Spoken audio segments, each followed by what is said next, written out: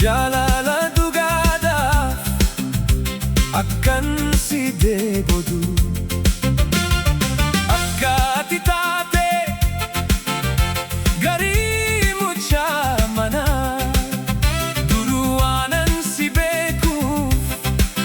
sammuun koo si amanaa ati garuu hin yaaddu sin jaalladha jettee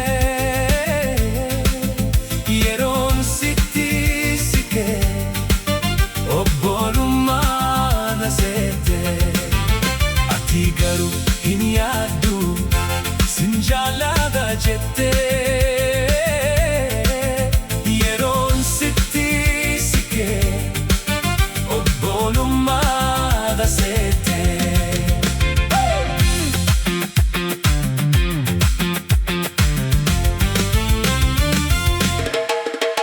Jaalalli qaanii hin qabu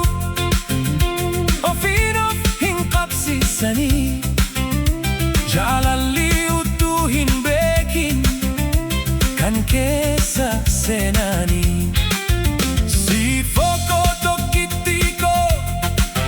ishee keessi koo jaallate itti himachuu yaade haala ishee sodaate ati garuu hin yaaddu sin jaalladha jettee yeroon sitti siqee obbolummaadha seettee ati garuu hin yaaddu sin jaalladha jettee yeroon sitti siqee obbolummaadha seettee.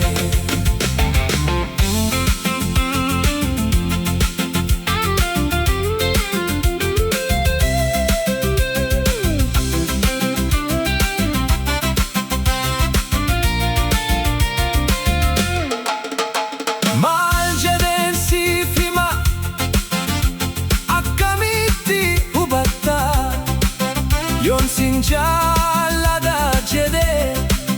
siif qoosa fakkaata obboleessaaf obboleetti taana jennee walii gallee jaalalli naa qabannaan akkasaan walaalee ati garuu hin yaaddu sin jaalladha jettee yeroon sitti siqee obbolummaadha seettee.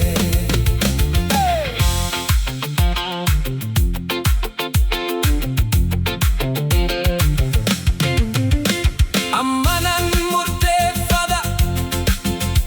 yookiin suman dhiisa obbolummaa sobaa maafan si gowwoomsa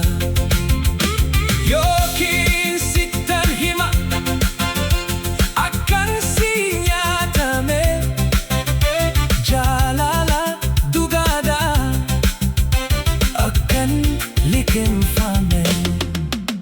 ati garuu hin yaaddu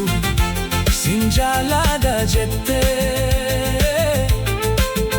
yeroon sitti siqee obbolummaadha seettee ati garuu hin yaaddu sin jaalladha jettee yeroon sitti siqee